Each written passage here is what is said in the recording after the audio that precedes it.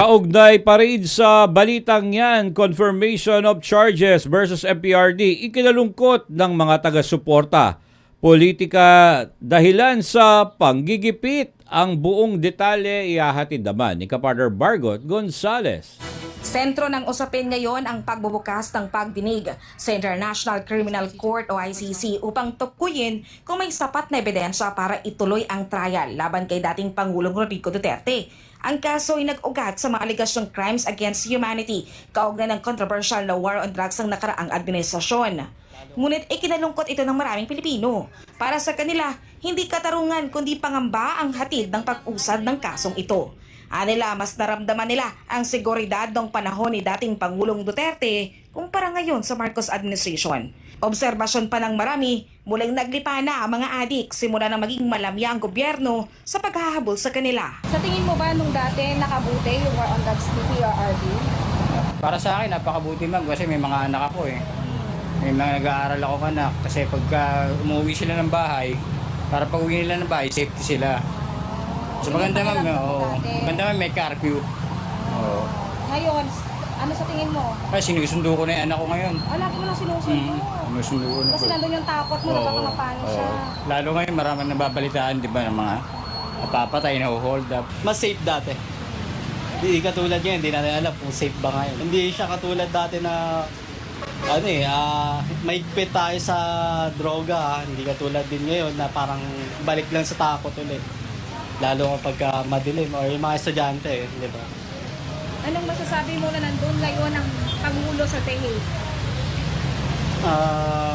Medyo nakakalungkot kasi syempre wala siya dito sa malayo sa atin. Hindi nag-iisip yung mga kumukontra sa kanya. Naggago siya. Kaya niisip man lang yung mga biktima ng mga adik. Malungkot po kasi syempre bilang rin po na taga Davao rin po, nakakalungkot lang din kasi parang ewan ko ano ba sasabihin. Yung Malungkot ka kasi sa nangyari hindi sa kanya, tapos parang di nila inisip yung mga nagawa rin ni PR. Meron din namang effect na masama, pero mas kung sa akin lang mas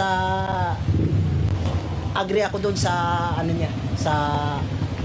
doon sa base sa war on drug kasi medyo ang laking improvement ng Pilipinas ang laking pinagbago.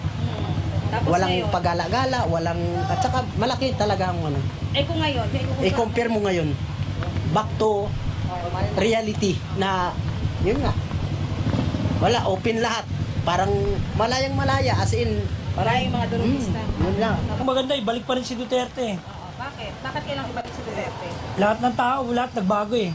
Ngayon, lahat puro kalokohan na. Ikinababahala rin ng mga taga-suporta na ang hakbang na ito'y bahagi lamang ng political persecution o panggigipit sa dating Pangulo. Kinuwestiyon din ng ilan ang kredibilidad ng mga nag-aakusa na nila'y hindi isinaalang-alang ang naging epekto ng kampanya kontra droga sa kaayusan ng komunidad. Tama lang naman yung ginawa niya eh. Kasi totoo lang, marami kasing addict dito sa atin. Tapos sa tingin mo ba yung mga matataas na opisyal dito sa government yung talagang nasa likod ng pagpaparesto kay PRRD? Positive. Talagang lahat man eh. Kasi hindi nila kayang hawakan si Duterte eh. May sarili siyang pag-iisip eh.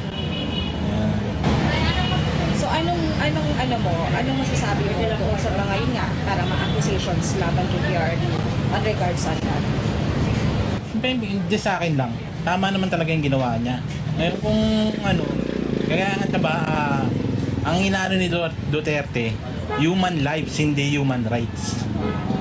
Gaano kahalaga na ang inaalala ng presidente ay buhay ng tao? Pakalakas. Lalo ngayon, laganap na yung puro bata na yung pinapatay ng adik. Hindi lang talagang patayan. Lalo ngayon, laganap ng patayan. Sa kanilang makakita ka ng Sa tingin mo, bumalik ulit yung problema natin sa droga? Hindi lang bumalik. Triple pa yung binalik.